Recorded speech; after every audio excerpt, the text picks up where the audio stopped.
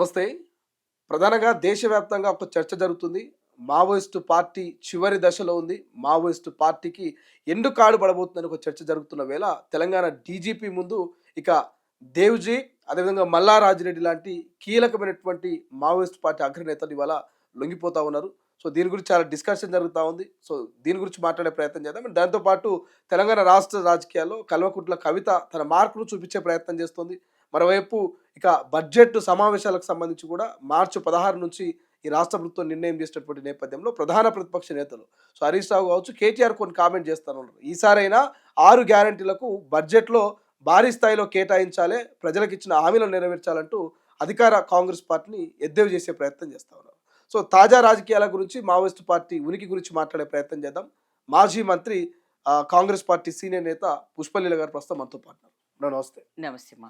So, ప్రధానంగా ఈ Maoist పార్టీకి సంబంధించినటువంటి అంశం చాలా చర్చనీయాంశంగా మారుతా ఉంది. సో, మీరు గతంలో మంత్రిగా పనిచేసినటువంటి టైంలో కూడా 2004, 2002 ఆ టైంలో కూడా చాలా సంఘటనలు జరిగినాయి. సో, అటువంటి మావోయిస్ట్ పార్టీ రోజు రోజుకు క్షీణించిపోతా ఉంది. ఇక ఒక ఎండ్ దశలో ఉందని ఒక చర్చ జరుగుతూ ఉంది. సో, దీని గురించి ఏం చెప్తారు? మావోయిస్టుల లొంగుబాట్ల మీద మీ కామెంట్ ఏంటి? నిజంగా ఈరోజు బాధాకరమైన విషయం. నేను మాత్రం వారికి పూర్తి మద్దతు చెప్తాను. ఎందుకంటే అసలు మావోయిస్టులు గాని, నక్సలైట్ల ఉద్యమం ఎందుకు స్టార్ట్ అయింది? హ్మ్. మనకు ఆర్థికంగా ఉండే సమాంతరం లేకపోవడం, మనకు ఆర్థికంగా అంటే ప్రజాస్వామ్య పద్ధతిలో అందరికి కూడా అన్నీ సమానంగా ఉండాలి. రాజకీయంగా, సాంఘికంగా, ఆర్థికంగా. ఎప్పుడైతే ఈ భేదాలు వచ్చినాయో అప్పుడే ఈ నక్సలైట్ ఉద్యమం స్టార్ట్ అయింది. హ్మ్. అంటే పేదవారిని అంటే ఉన్నవాళ్ళుగా ఉండడం, వేలాది కోట్ల ఎకరాలు కలిగిన భూస్వామ్య వ్యవస్థను భూస్థాపితం చేస్తూ పేదవారికి అన్యాయం జరిగిన వాళ్ళు మేమున్నామంటూ వచ్చేవాళ్ళ వ్యవస్థని ఈ నక్సలైట్ ఉద్యమం. హ్మ్. సో ఎవరైనా ఒకరు మన పక్షాన ఉండాలి, పేదవారి పక్షాన. రాజకీయ పార్టీలు రాజకీయ ఉనికి కోసం పనిచేస్తాయి కానీ ప్రజల సంక్షేమం అని చెప్పినా కూడా అందులో అన్నీ సాధించరు వాళ్ళు. అయితే వీళ్ళ ఎజెండా ఏంటి? వాళ్ళు చావో మరణమో, వాళ్ళకి హ్మ్. అసలు ఎలాంటి ఆకాంక్ష ఉండదు. మీరు హ్మ్. చూడండి. అంటే వీళ్ళు చేసేది ఎలా ఉంటుందంటే తమ జీవితాలు మొత్తం త్యాగం చేసి పేరెంట్స్ని వదిలిపెట్టి అసలు మొన్న చనిపోయిన నాయకుడు ఎక్కడైతే హిడ్మా, హ్మ్. హిడ్మాని చూసినప్పుడు, ఆయన ఫ్యామిలీని చూసినప్పుడు అందరము ఏడ్చాము. ఎందుకంటే అంత పేదవాడు తన ఒక జీవితాన్ని త్యాగం చేసి దేనికోసం ఫైట్ చేశాడు? హిడ్మాకు తెలుసా? చాలా మందికి తెలీదు.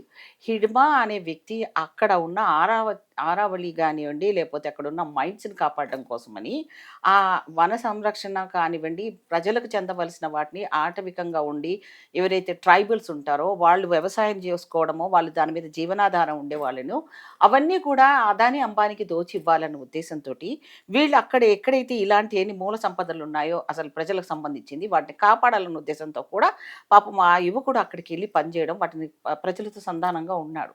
ఎప్పుడైతే వీళ్ళ దృష్టి అక్కడ పడిందో అతని ఫోకస్ చేసి ఈ వచ్చిన టెక్నాలజీని ఉపయోగించి ఇప్పుడు హైడ్రా అంటే మన మామూలుగా ఈ డ్రోన్ వ్యవస్థను ఉపయోగించుకొని దాంట్లో అతని ఆచూకీ తెలుసుకొని ఘోరంగా చంపడం జరిగింది. కానీ చంపడం ఏ ఉద్దేశంతో చంపారు? అతను నక్సలైట్లు అని ఏదైనా మారణ హోమం చేయలేదు ఆయన. పేద ప్రజల పక్షాన చనిపోయిన నాయకుడు ఆయన. సో, వాళ్ళ ఆర్థిక పరిస్థితి చూసినా వాళ్ళ ఇంట్లో ఉన్న ఇంకొక మాటండి, మీకు చాలామందికి తెలుసో తెలీదో. ఎవరైతే ఎన్‌కౌంటర్స్ చేస్తారో ఇక్కడ నక్సలైట్‌లను కూడా ఎన్‌కౌంటర్ చేసిన వాళ్ళ మీద 2,00,00,000, 3,00,00,000 అని ప్రభుత్వం ఒక రివార్డ్. రివార్డ్ ప్రకటిస్తుంది. నాకు నిన్నే తెలుసుకున్నాను నేను. అసలు అతన్ని చంపేసిన వాడికి పోలీస్ శాఖలో ఎవరైతే ఫైర్ చేస్తారో వాళ్ళకొస్తుంది ఆ డబ్బు తప్ప, హ్మ్. ఇంత చనిపోయిన వాళ్ళకి ఆ క్రెడిబిలిటీ మెడల్స్ ఆ డబ్బులు వాళ్ళకే వస్తాయంట. కానీ మరి ఇంత ప్రజల కోసం చనిపోయిన వాళ్ళకి కనీసం దహన సంస్కారాలు కూడా చేసుకోవడానికి కూడా డబ్బులు లేకున్నప్పుడు ఇటు ప్రభుత్వాలు గానీ, ప్రజలు గానీ ఎవరు కూడా వాళ్ళని గురించి ఆలోచించిన సందర్భాలు కనపడవు. ఇది చాలా బాధాకరమైన విషయం. హ్మ్. అలాగే హిడ్మా చావును అసలు ఇప్పటికే మర్చిపోకముందే అమిత్ షా అనే వ్యక్తి హోమ్ మినిస్టర్‌గా వచ్చినప్పటి నుంచి ఇదేదో పెద్ద ప్రోగ్రామ్ లాగా పెట్టుకొని డెడ్‌లైన్ పెట్టడం జరిగింది. నక్సలైట్ వ్యవస్థను పూర్తిగా హ్మ్. అంతం చేయాలని కంకణం కట్టుకున్నాడు. ఇదేమన్నా దేశానికి శాంతి తెచ్చేదా? ఈ అశాంతి ఎవరిలో ఉంది? పేద ప్రజల్లో ఉన్న అశాంతిని రూపుమాపడం కోసం ఏర్పడిన వ్యవస్థను వీళ్ళు మొత్తం కూడా వీళ్ళు చెయ్యరు. చేసే వాళ్ళను భయపెట్టించుకోనో, ప్రజల పక్షాన పోరాడే వాళ్ళని యోధులను వాళ్ళని ఒక రకంగా ప్రజలకు భయాంకితమైన చేసి వాళ్ళని చంపేసి వాళ్ళ తలల మీద వెల్లలు కట్టి వీళ్ళు ఆనందాన్ని వ్యక్తం చేసుకుంటున్నారు. అమిత్ షా డెడ్‌లైన్ ఈరోజు పెట్టడం జరిగింది. హ్మ్. ఇప్పుడు గణపతి అనే వ్యక్తి నిజంగా మనం మనం చూడకపోయినా డైరెక్ట్ మనకు తెలియకపోయినా చదువుకున్న వాళ్ళం, జ్ఞానం ఉన్న వాళ్ళం. అసలు ఈ వ్యవస్థను, ఈ డెమోక్రసీ సిస్టమ్‌లో ఎన్ని రకాల లోపాలున్న వాటిని సరిచేయాలంటే ఎవరి వల్ల అవ్వటం లేదు. ఇప్పుడు కూడా ఆ తారతమ్యాలున్నాయి. హ్మ్. ఆ తారతమ్యాలు ఇంకా కూడా పేదవాడు పేదవాడుగానే ఉంటున్నాడు. డబ్బున్న వాళ్ళు ఇంకా డబ్బున్న వాళ్ళవుతున్నారు. ఈ స్వాతంత్రం వచ్చినప్పటి నుంచి ఇప్పటి వరకు నేను గమనించింది, నాకు ఊహ తెలిసిన రాజకీయంలో నేను చూసిందేంటంటే, డబ్బున్న వాళ్ళే రాజకీయాల్లో రానియ్యాలి. డబ్బులున్న వాళ్ళే పెత్తనాలు. డబ్బున్న వాళ్ళే వ్యవస్థను కంట్రోల్ చేస్తున్నారు. డబ్బున్న వాళ్ళే అటు హైరార్కీలో అంటే డెమోక్రసీలో ఉన్న వాళ్ళలో ఎవరైతే బ్యూరోక్రాట్స్ ఉంటారో, వాళ్ళ ప్రమోషన్‌ల దగ్గర నుంచి ఏదైతే మన అట్టడుగు స్థాయి ఉన్న ఎస్సీలు, బీసీల వాళ్ళ దగ్గరలో కూడా ఆఫీసర్లుగా వాళ్ళకు అవకాశాలు రాకపోవడము, రాజకీయం కూడా అవకాశాలు ఇవ్వకపోవడము, హ్మ్. ఈ ఈ భేదాలు ఇంకా పెరుగుతా ఉన్నాయి. ఓకే. సో, ఈ వ్యవస్థను ఇలా కంట్రోల్ చేసి ఏదో గొప్పగా కాలర్ ఎగరేసుకుంటున్నారని అనుకుంటున్నారు. కానీ ఇది కరెక్ట్ కాదు. నా హ్మ్. దృష్టిలో ఇప్పుడు మావోయిస్ట్ పార్టీలో కీలకంగా వ్యవహరించినటువంటి నేతలు ఆసన్న లాంటి వాళ్ళు, గణపతి లాంటి వాళ్ళు, ఇతర ఇప్పుడున్న ఇతర వాళ్ళు ప్రస్తుతం ఉన్న లొంగిపోయిన వాళ్ళు కూడా చెప్తా ఉన్నారు కదా! ఈ టైంలో ఆ! మేము ఈ సాయుధ పోరాటం చేయలేము. సాయుధ పోరాటం విరమణ చేస్తా ఉన్నాము. ఈ టైంలో అడవుల్లో ఉండి మేము ఎదురెళ్లి పోరాడలేము అనేటువంటి ఒక కాన్సెప్ట్ కూడా వాళ్ళు చెప్తా ఉన్నారు లొంగిపోయిన వాళ్ళు. ఎందుకొచ్చిందది? హ్మ్. ఎందుకొచ్చింది? ఇదివరకు లేనిది ఇప్పుడెందుకొచ్చింది? అంటే వీళ్ళు న్యూ టెక్నాలజీని ఉపయోగించుకొని వీళ్ళని ఎక్కడున్నా ఈజీగా సెర్చ్ చేసి పట్టుకునే టెక్నాలజీ వచ్చింది. తర్వాత వాళ్ళు ఏ ప్రజల కోసమైనా వెళ్తున్నారో, ఏ గుట్టల్లో, రాళ్ళలో తిరుగుతున్నారో, కానీ వాళ్ళకి ఆరోగ్యపరమైన పరిస్థితులు వచ్చినప్పుడు, నడవలేని స్థితిలో, ఓల్డ్ ఏజ్‌లో వచ్చినప్పుడు, ఏ ప్రజలు వాళ్ళని ఎంతకన్నా తిండి పెట్టో, ఏ రకంగానో మా కోసమే చేస్తున్నారన్న నాయకుల మీద ఉన్నా గూడా, వాళ్ళలో గూడా కోవర్ట్స్‌ని తీసుకొని, వీళ్ళ హ్మ్. సమాచారాన్ని తీసుకొని, అందులో మొన్న సరెండర్ అయిన వాళ్ళతో నుంచి కూడా సమాచారాలు తీసుకొని, వీళ్ళని మొత్తానికి రూపుమాపేసి, ఇంక మొత్తానికే మేము ఈ టార్గెట్ పూర్తి చేసుకుంటున్నామంటే, ఇదేం టార్గెట్ చేసుకోవడానికి ఇంకో దేశంలో మనం పాకిస్తాన్ నడుస్తుంటే ఆపుతున్నామా? లేకపోతే బంగ్లాదేశ్ సమస్యను రూపుమాపుతున్నామా? లేకపోతే నేపాల్‌లో వెళ్ళిపోయిన గణపతిని తీసుకొచ్చి ఇచ్చినంత మాత్రాన, ఆయన సరణి చేసినంత మాత్రాన ఇప్పుడు హ్మ్. ఈ వ్యవస్థలో ఉన్నయన్ని రూపుమాపబోతున్నాయా? హ్మ్. సో, నేనేమంటానంటే, ఇప్పుడు వాళ్ళు చేసేది 100% ప్రజల కోసం వాళ్ళ జీవితాలు త్యాగం చేశారు. హ్మ్. సో, ఇప్పుడు సరెండర్ అవుతున్నారు ఎందుకు అంటే, ఇప్పుడున్న పరిస్థితి అనువైన పరిస్థితి గాని, వాళ్ళు మాత్రం మొత్తం వెళ్ళిపోతారని మాత్రం నేను నమ్మనండి. హ్మ్. ఎందుకంటే, ఎప్పుడైతే ఒక నాయకుడు చనిపోతూ ఉంటాడో, ఓ విప్లవ ఆ ఆలోచనతో ఉన్నవాళ్ళు, ఇప్పుడు అల్లూరి సీతారామరాజు లాంటి వాళ్ళు గానివ్వండి, లేదా స్వాతంత్ర సమరయుధంలో చనిపోయిన వాళ్ళందరూ చూస్తే, వాళ్ళ అందరూ కూడా ఇప్పుడు సుభాష్ చంద్రబోస్ లాంటి వాళ్ళు ఇప్పటికి దొరకలేని హిస్టరీ ఉన్న మన చరిత్రలో, ఇప్పటికి కూడా వీళ్ళంతా కూడా విప్లవ భావాలతోటి ప్రజల్లో చైతన్యం చేసి, సాంస్కృతిక కళాకారుల్లాగా ఇప్పుడు కూడా ఊర్లలో వెళ్ళి చైతన్యం చేస్తా ఉంటున్నారు. వాళ్ళు జనజీవన స్రవంతిలో వచ్చినా, ప్రజలు వాళ్ళని అంత తొందరగా నమ్ముతారనేది మాత్రం ఇప్పుడు చాలా మంది వచ్చి సరెండర్ అయ్యారు. నేను ఆ! చూసాను. హ్మ్. ఎవరో ఒకరు సీతక్క లాంటోళ్ళొచ్చారు. కొంత రాజకీయంగా వాళ్ళేదో ఒక ప్లాట్‌ఫార్మ్ వాళ్ళకి దొరికింది. అంత మాత్రాన అందరికొస్తుందా? అందరికి ఆ అవకాశాలు రావట్లేదు. హ్మ్. ఒకవేళొచ్చినా సర్పంచులుగానో, మళ్ళీ ఇంకేదన్నొచ్చినా వాళ్ళకి కూడా పూర్తి లెవెల్‌లో వాళ్ళు సాటిస్ఫై పొందట్లేకపోతున్నారు. నేను ఓకే. చూసాను నా దగ్గర. హ్మ్. హ్మ్. హ్మ్. చాలా దగ్గర చూసాను సరెండర్ అయిన వాళ్ళతో. నేను చాలా వాళ్ళతో కానీ ఇప్పుడు కలిసుంటాను. తెలంగాణ రాష్ట్ర ప్రభుత్వం క్లియర్‌గా చెప్తా ఉంది గదా! మీకు హ్మ్. గౌరవ మర్యాదలతో ఖచ్చితంగా సమాజంలో మీకు ఏదో ఒక రకమైనటువంటి తోడ్పాటు ఏమిస్తాము? ఇస్తామని చెప్తా ఉంది. ఏమిస్తామన్నది ఏదో 50,000, 20,000 ఇచ్చినంత మాత్రాన వాళ్ళ దారిద్ర్యం పోదండి. హ్మ్. వాళ్ళకి ఖచ్చితంగా వాళ్ళకి ఏదైనా ఉపాధి కల్పించాలి. వాళ్ళకి రోటీ కపడా మకాన్ అన్నట్టుగా వాళ్ళు ఎవరి కోసం చేశారు? ఇప్పుడు ఒక ఆర్మీలో చనిపోయిన వాళ్ళకేమో కనీసం ఏదన్నా ఉంటది. మరి వీళ్ళు ప్రజల కోసమే కదా చేసిన వాళ్ళకి ప్రభుత్వం నిజం కూడా రేవంత్ రెడ్డి గారికి నేను ప్రత్యేకంగా విన్నపించేది ఏంటంటే, వారికి ఇల్లు ఉండదండి. హ్మ్. వాళ్ళకి వైద్య సదుపాయాలు ఫ్రీగా ఇవ్వాలి. వాళ్ళ పిల్లలకి ఎడ్యుకేషన్ ఇవ్వాలి. పేద ప్రజల పక్షానైతే వాళ్ళు పోరాడారో, ఏ దళితుల కోసమో, ఎవరి కోసమైతే పోరాడారో వాళ్ళ పక్షాన వాళ్ళకి ముఖ్యమంత్రి గారు సహృదయంతో మన ప్రభుత్వంలో వీళ్ళకి అండదండలు కల్పించడంతో పాటు వాళ్ళు సరెండర్ అయినందుకు అంటే కులం చెడినా ఫలితం దక్కినట్టు. సరెండర్ అయినందుకు వాళ్ళు వాళ్ళ ఫ్యామిలీతోడన్నా సంతోషంగా ఉండేటట్టుగా వాళ్ళకి అన్ని రకాలుగా ఫెసిలిటీ ఇవ్వాలి. హ్మ్. వాళ్ళకి ఇల్లు ఇవ్వడమే కాదు ఉపాధి. హ్మ్. వాళ్ళకి ఏదైనా కూర్చొని వాళ్ళ ఇంట్లో కూర్చొని వాళ్ళకి ఏదైనా చిన్న కొట్టులు పెట్టుకోవడమో, లేకపోతే ఏదైనా వెహికల్స్ ఇవ్వడమో, ఏదో ఒక జీవనోపాధికి ఎవరి మీద డిపెండ్ అవ్వకుండా, మళ్ళీ ఫ్రస్ట్రేషన్ స్థాయికి వెళ్ళకుండా, వాళ్ళని చూడవలసిన బాధ్యత ఒక హ్మ్. తండ్రిగా, ఒక అన్నగా ఈ రాష్ట్ర ప్రభుత్వాలకే ఉంటది. సరే ఫైనల్‌గా ఇవాళైతే దేవ్‌జీ, మల్లా రాజిరెడ్డి లాంటి అగ్రనేతలు ఒక 15-16 మంది లొంగిపోతున్నట్టుగా యాహ్! చర్చ జరుగుతా ఉంది. అవునమ్మా. సో, వీళ్ళ లొంగుబాటుని ఏమైనా కామెంట్ చేస్తారంటే వీళ్ళ లొంగుబాటుతోటి మావోయిస్ట్ పార్టీ పూర్తిగా పోదు. అంతమైందని ఒక స్టేట్‌మెంట్‌లు వస్తా ఉన్నాయి. ఎండుకాడు పడ్డదని ఒక స్టేట్‌మెంట్‌లు వస్తా ఉన్నాయి. నేనైతే సో, దీని సరే, మీద మీ కామెంట్? నేనైతే ఎండ్ కార్డ్ ఎప్పుడూ ఉండదండి. హ్మ్. ఎంత అంటే వరకైతే మావోయిస్ట్ పార్టీకి ఎండుకాడు ఉండదు. ఉండదు. హ్మ్. నేనైతే రాసిస్తాను. ఎందుకంటే నేను వాళ్ళతో సాంగత్యంలో ఉన్నాను. ఎందుకంటే నా ఇబ్రాహీంపట్నం అంతా హ్మ్. అక్కడ ఉండే ఏంటిదంటే రాచకొండ దళం మాకి. నా మూవ్‌మెంట్ అంతా కూడా నక్సలైట్ తోటే సాగింది. నా వెనకాల ఎప్పుడు నక్సలైట్‌లే ఉండేవారు. నేను అక్కడ ఏంటంటే ల్యాండ్ మైన్స్ ఇప్పటికి ఉంటాయి. పేల్చేశారు అసలు. ప్రభుత్వంతో ఎప్పుడు విరోధులుగా అంటే వాళ్ళు ఇన్ఫర్మేషన్ వస్తూ ఉంటుంది. మంత్రి గారిని టార్గెట్ చేయాలి. వాళ్ళకేముండదు. ఎవరు అన్యాయం చేస్తే వాళ్ళని టార్గెట్ మీరు మీరు చేయాలనుకుంటారు. మీరు నా మంత్రి హయాంలో అంటే మీరు హోంమంత్రి గారు నా మూవ్‌మెంట్‌ని చూసారు. హోంమంత్రి గారిని టార్గెట్ చేయడం జరిగింది. అప్పుడున్న దేవేంద్ర గౌడ్ గారిని. మంచాల మండలం ఉన్న ఎస్ఐ గారు, కానిస్టేబుల్ గారు చిత్తడిగా ఇట్లా చిట్లిపోయారు వాళ్ళు. వాళ్ళ బాడీస్‌ని. నేనే వాళ్ళ బాడీలని తీసుకొని వెళ్ళి ఉస్మాన్ హాస్పిటల్ కూడా నేను వాళ్ళ బాడీని ఒక బస్ లోపల ఒక సాప లోపల ఛత్తీస్గఢ్ నుంచి ఎలా తెస్తారు నేను ఒక్కదాన్నే వెళ్ళి బస్సులో ఆ బాడీని వేసుకొని పంచనామాకు తీసుకొని రావడం జరిగింది. పోస్ట్ మార్టంకి ఇవ్వడం జరిగింది. సో ఇప్పటికి కూడా అక్కడ మూమెంట్స్ జరుగుతూనే ఉంటాయి. ఎందుకంటే బార్డర్ కాబట్టి నక్సలైట్లైన వాళ్ళు షెల్టర్ కోసమని ఏదైతే దూర ప్రాంతాల్లో ఇప్పుడు హిడ్మా లాంటి వాళ్ళు ఎంత ఆహారం దొరకకుండా కూడా చాలా అనారోగ్య పరిస్థితిలో ఉండి కూడా పోరాటాన్ని సహించారు. ఎవరి కోసం? వాళ్ళ కోసమా? వాళ్ళు కోట్లు సంపాదించడం కోసం కాదు. సో వీళ్ళు ఎప్పుడు అయిపోతారంటే మాత్రం నేను అనుకోను. ఒక మీరు ఒక మీరు మీరు మంత్రిగా ఉన్నప్పుడు అంటే బాగా మీకు గుర్తున్న మూమెంట్ ఏమైనా ఉందా? మావోయిస్టులు చాలా. పోలీసుల మధ్య జరిగిన ఎన్కౌంటర్ గాని? చాలా. హ్మ్. నేను నా మూవ్‌మెంట్ మేము ఎప్పుడైతే ప్రజాప్రతినిధులను వాళ్ళు టార్గెట్ చేసుకునేవాళ్ళు జనరల్‌గా. ఓకే. అంటే భయపెట్టించుకోవాలి. వాళ్ళ ఉనికిని కూడా కాపాడడం మిమ్మల్ని కోసం. ఎప్పుడైనా భయపెట్టించాలనుకున్నారా నాకు మాత్రం మావోయిస్టులు? రాలే కదా! మా సంబంధించిన ఇద్దరు నాయకులను వాళ్ళు పీల్చేయడం జరిగింది. ఒకరు నారాయణ గౌడ్‌ని, ఒకరు కిషన్‌జీ అని. ఒకటేమో ఇబ్రాహీంపట్నంలో ప్రాపర్‌లో కిషన్‌జీ అనే అతను. అతను ఏం లేదు చిన్నదే చేశారు కానీ రాంగ్ ఇన్ఫర్మేషన్ ఎళ్ళింది. పాపం అతనే అన్యాయంగా ఒక్కోసారి జరుగుతా ఉంటాయి. హ్మ్. అలా బలైపోయాడు బీసీ నాయకుడు. ఇంకొక బీసీ నాయకుడు నారాయణ గౌడ్ అని దేవేంద్ర గౌడ్‌కు చాలా క్లోజ్ అనుచరుడు. హ్మ్. అతన్ని కూడా వెళ్ళేసి ట్రైబల్స్‌తో ఎప్పుడూ అనుసంధానంగా ఎప్పుడూ డైలీ వాళ్ళతో టచ్ ఉండేవాళ్ళు. వాళ్ళు కూడా ఇతనితో మంచిగానే ఉండేవాళ్ళు. ఎప్పుడు గెస్ చేయలేదు. ఎందుకో నా సిక్స్త్ సెన్స్ చెప్పింది. "అన్న నువ్వెందుకో అక్కడికెళ్తున్నావు ఊరుకురికే ఆ ట్రైబల్ ఏరియాలకి వెళ్ళకు. మనకు మూవ్‌మెంట్ బాలేదంట నాకు తెలుస్తోంది" అంటే, "నన్నేమనరమ్మా" అన్నాడు. అట్లా బ్లైండ్‌గా వెళ్ళిపోవడం వల్ల నారాయణ గౌడ్‌ని కూడా నోట్లో పెట్టి హ్మ్. పీల్చడం జరిగింది. అతను కూడా నోట్లో పెట్టి పీల్చేశారు. హ్మ్. ఆ రోజు వాళ్ళ అబ్బాయి బర్త్‌డే పాపం కిషన్‌జీది.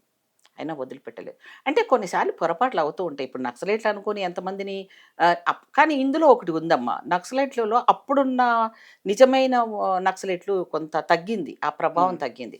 ఏదో ఎక్కడ ఉపాధి దొరకకపోతే వెళ్ళేసి అక్కడికి వెళ్ళిపోయి జాయిన్ అయిపోవడము, మళ్ళా సరెండర్ అవ్వడము అనేది కొంత ఉనికి కోసమని ఐడెంటిఫికేషన్ కోసం వెళ్తున్న వాళ్ళే చాలా ఎక్కువ మంది. అప్పుడు అలా కాదు. మేధావులు అనేవాళ్ళు ఉండేవాళ్ళు. అగ్రజాతి వాళ్ళు కూడా ఉండేవాళ్ళు. అగ్రకులం వాళ్ళు ఉండేవాళ్ళు. బ్రాహ్మణులు ఉండేవాళ్ళు. రెడ్డిలు ఉండేవాళ్ళు. అందులో దళితులు కూడా అందరూ మహిళల సంఖ్య ఎక్కువగా ఉండేది. హ్మ్. ఇప్పుడు మనం ఎంతమంది మహిళా మావోయిస్ట్ నాయకులు కూడా ఎంతమంది చనిపోతున్నారు. ఇప్పుడు చూడు హెడ్మా వైఫ్‌ని ఎందుకు చంపాలి? ఒకరిని హ్మ్. చంపి ఒకరిని నిన్నా కూడా కనీసం ఉండేదేమో. అట్లా ఆడ, మగ అని ఏం చూడంగా నిర్దాక్షిణ్యంగా, కిరాతకంగా హ్మ్. కేంద్ర ప్రభుత్వం తీస్తున్న ఈ యాక్షన్ చాలా కరెక్ట్ కాదు. హ్మ్. ఎందుకంటే ఈళ్ళు ప్రజల కోసం కొట్లాడుతున్నారు. నేననేది ప్రజల కోసం. రేవంత్ రెడ్డి గారు కూడా అనేదేంటంటే మీకు చూస్తాను మీరు సరెండర్ అవ్వండి. ఇప్పుడున్న పరిస్థితుల్లో మీరు ఉండండి. మీకు తగ్గట్టుగానే మేము పరిపాలన సాగిస్తున్నాము. మీరు వెల్కమ్. మీరు ఏ రకమైన ఆలోచనలు చేస్తున్నా అది మా ప్రభుత్వంతో షేర్ చేయండి. హ్మ్. కాబట్టి మీ ఆలోచనలే మేము తీసుకొని వెళ్తామని చెప్పి ఒక మంచి భావన హ్మ్. వచ్చేటట్టుగా మా ప్రభుత్వం ఇక్కడున్న రేవంత్ రెడ్డి గారు పిలుస్తున్నారు. ఇప్పుడు ఇప్పుడు సరెండర్ ఇప్పుడు ఇంకా అవుతున్నారు. కొన్ని కమ్యూనిస్ట్ పార్టీలు అంటే సిపిఐ, సిపిఎం లాంటి వాళ్ళు గూడా హ్మ్. సో ఈ ఎన్‌కౌంటర్‌లను ఆపాలి, శాంతి చర్చలు జరపాలి, ఆపరేషన్ కగార్ని ఆపాలంటూ రౌండ్ టేబుల్ సమావేశాలు, సదస్సులు ఏర్పాటు చేస్తా ఉన్నారు. సో వాళ్ళ వెర్షన్‌లో మీరేమంటారు? శాంతి చర్చలు జరపాలంటారా? జరపాలి. ఆప్ క జరపాలి. జరపాలి. ఆపరేషన్ కగార్ని, ఈ జరపాలి. కరిగుట్టల ఆపరేషన్ ఆపాలంటారా? యెస్. జరపాలి. హ్మ్. ఎందుకు జరపాలి అంటే, ఇప్పుడు వాళ్ళు ఎందుకోసం చేస్తున్నారనేది ప్రజలకు చెప్పుకోవాలి. వాళ్ళు ఎవరి కోసం చేస్తున్నారు? ప్రజల కోసమే కదా! మరి ప్రభుత్వం గూడా ఎందుకు సరెండర్ అవ్వమంటుంది? ఎందుకు యాక్షన్ తీసుకుంటుంది? ప్రజల కోసం మీరు చేసింది చాలు ఆపేయండి అని అంటుంది. వాళ్ళు చేసేది కరెక్టా? కాదా? వాళ్ళు ఏం సాధించారు ఇప్పటివరకు? వాళ్ళు ఏం కోల్పోయారనేది ప్రజలకు తెలియాలి కదా! అందుకని ప్రభుత్వం గూడా వాళ్ళని కూర్చోబెట్టి చర్చలు చేసి, అసలు ఇంకా మీకు ఇంకేమనిపిస్తుంది? ఇంకా మెరుగైన ప్రజా పరిపాలన మేము చేయాలంటే, మీ ఆలోచనలు మాకు చెప్పండి. అంటే తప్పుండే ఇప్పుడు 1000,00,00,000 మొన్న అంతెందుకండి కేసీఆర్ గారు ఉన్నప్పుడు రైతు బంధు అని ఒక పథకం పెట్టాడు కదా! ఎవరికెళ్ళిందండి? హ్మ్. మల్లారెడ్డి లాంటోళ్ళకెళ్ళింది. 100 ఎకరాలు ఉన్నోళ్ళకెళ్ళింది. ఎవరికైనా కడుపు మండదండి? ఎవరు ఏ ఎస్సీకి అంది 10 ఎకరాలు ఉంటది. ఏ ఎస్సీకి అంది 100 ఎకరాలు ఉంటదండి? ఎస్సీ, బీసీలకు ఉండేది ఎంత? ఎకరాలు కూడా కాదు. చాలా చిన్న చిన్న విభజన చేసుకున్న భూములుంటాయి. వాళ్ళకి చెందింది ఎంత అంటారు? కానీ కేసీఆర్ ఏం చేశాడు? పెట్టుబడిదారులకి వేల కోట్ల రూపాయలిచ్చాడు. ఇప్పుడు నాలాంటి నేలని కోపం ఉంటే, నా కోపాన్ని నేను ఎవరికి వ్యక్తం చేయాలి? హ్మ్. ఎవరో మనకున్నాడు వెనకాల. అజ్ఞాతంగా ఉండే వ్యక్తులు ఎవరో ఉన్నారు. హ్మ్. వాళ్ళు మన మూవ్‌మెంట్స్‌ను వాళ్ళ భావనగా భావించుకొని, ఇక్కడ అన్యాయం జరుగుతుందనుకోని, ఆ రోజుల్లో నిజంగా నక్సలైట్ ఎవరినైనా చంపారు అంటే, బాగా చంపారనుకోని జనాల నుంచి మంచి స్పందనొచ్చేది. హ్మ్. ఇప్పుడు కొంత ఏమైందంటే, ఇందులో అంతా చిన్న చిన్న పిల్లలు, అవగాహన రాహిత్యంగా ఉన్న పిల్లలు కూడా చేర్చుకోవడం వల్ల, వాళ్ళు ఏం చేస్తున్నారంటే వాళ్ళ వ్యక్తిగతంగా కొంత చేయడము, అట్లా ఇన్ఫార్మర్స్‌గా మారిపోవడము, ఈ వ్యవస్థను కొంత వాళ్ళంతట వాళ్ళే కొంత డ్యామేజ్ చేసుకున్నట్టు అయింది. నేను నక్సలైట్లు నా చుట్టుపక్కల ఎప్పుడు తిరిగేవారు కాబట్టి, నాకు ఏ రోజు కూడా నాకు థ్రెటనింగ్ రాలేదు. నా గురించి ఎంక్వైరీ చేశారు. హ్మ్. చాలామంది ఇబ్రాహీంపట్నంలో చాలామంది కొంతమంది తట్టుకోలేరు. ఎందుకంటే నేను ఫస్ట్ టైమ్ పాలిటిక్స్‌లో వచ్చాను. వస్తూనే మంత్రి అయిపోయాను కాబట్టి, అదొక దళిత బిడ్డని నేను. హ్మ్. కాబట్టి ఈ అమ్మాయి ఏంది అని ఒక్కొక్కడైతే నోరుతో ఎట్లా వాగాడంటే, "నీకు మంత్రి పదవి ఏంటి?" హ్మ్. అని హేళనగా మాట్లాడినోళ్ళు ఇప్పుడు ఉన్నారండి. ఇప్పుడొచ్చి వేరే పార్టీలలో మారిపోయి పదవుల్లో ఎంజాయ్ చేస్తున్నారు ఇంకా గూడా వాళ్ళు. హ్మ్. ఇప్పుడు నాలాంటి దాన్ని కచ్చొస్తే ఎంత కోపం ఉంటది. నాకు కూడా మనసులో బాధ ఉంటది కదా!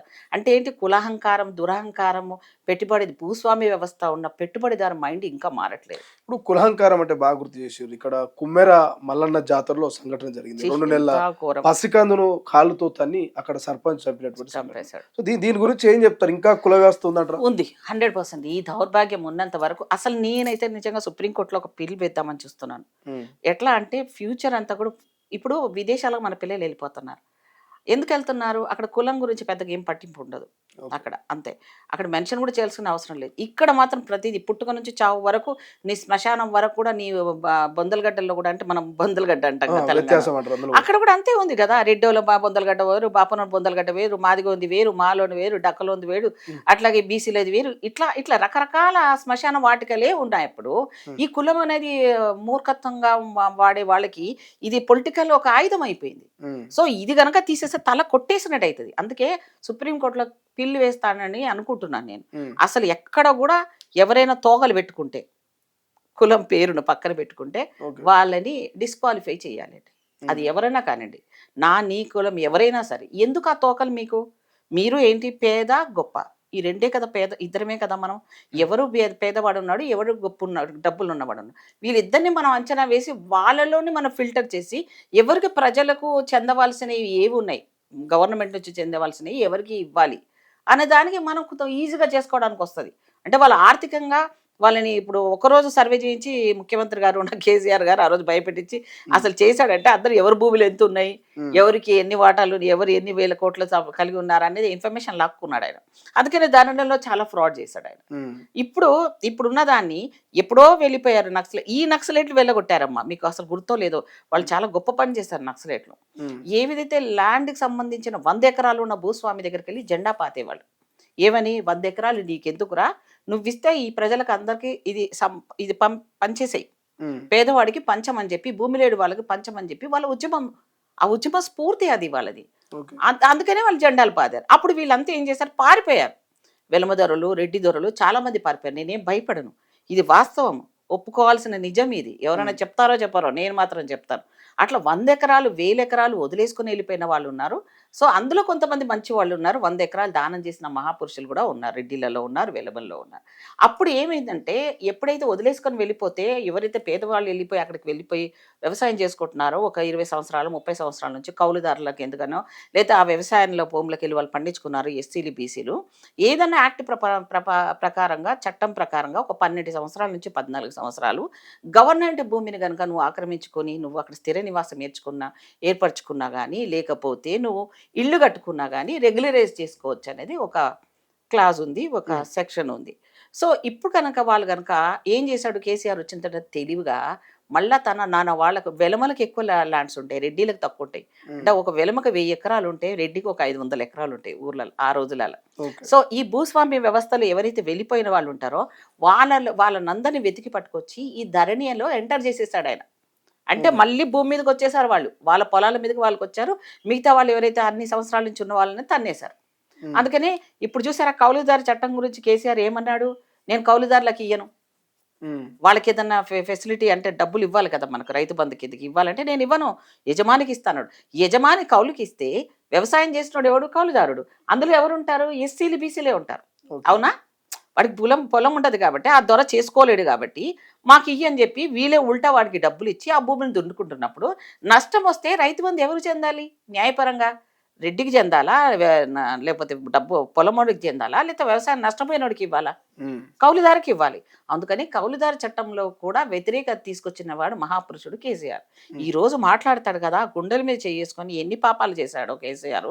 వాటికన్నిటి కూడా నిజంగా దేవుడు అనేవాడు ఆయన నమ్ముతాడు యజ్ఞాలు అవన్నీ గూడా. అన్నిటికి పరిష్కారం చేస్తాడు నాకు తెలిసి అయితే ఇప్పుడు ఈ అవన్నీ. కేసీఆర్ అంటే బాగా గుర్తు చేశారు. కాళేశ్వరము, కులేశ్వరం అని కాంగ్రెస్ ప్రభుత్వం చాలా సార్లు చెప్పింది. ముఖ్యమంత్రి, యా మీ మంత్రులంతా కూడా. అటువంటి కాళేశ్వరం మళ్ళీ రిపేర్ చేయబోతున్నాం. ఇది ప్రజల ఆస్తి అంటూ ముఖ్యమంత్రి ఎప్పుడైతే స్టేట్మెంట్ ఇచ్చిండో, యా ఆ స్టేట్మెంట్ వెనకాల చాలా వేరే కథనాలు వేరే కోణం ఉన్నది అనేటువంటి కథనాలు ఒక వస్తున్నాయి. కథనాలు వస్తా ఉన్నాయి. చర్చ జరుగుతా ఉన్నది. ఎందుకు ముఖ్యమంత్రి 2 ఏళ్ళు ఆపి ఇప్పుడు రిపేర్ అంటున్నాడు. సో అంటే ఈ మాట వెనక ఏం అంతరార్థం ఉన్నదని ఒక చర్చ జరుగుతుంది. దీని మీద కామెంట్ చేస్తారా?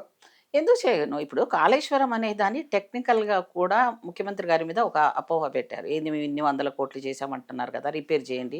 అవి 3 ఏవైతే ఉన్నాయో వాటినన్నిటిని కూడా వదిలేయండి. నీళ్లు విడుదల బ్యారేజ్‌లు. చేయండి. బ్యారేజ్‌లు విడుదల చేయండి అని చెప్పి హరీష్ రావు ఓ ఓ అరుస్తా ఉన్నాడు. అసలు ముఖ్య కారణం వీళ్ళే కదా!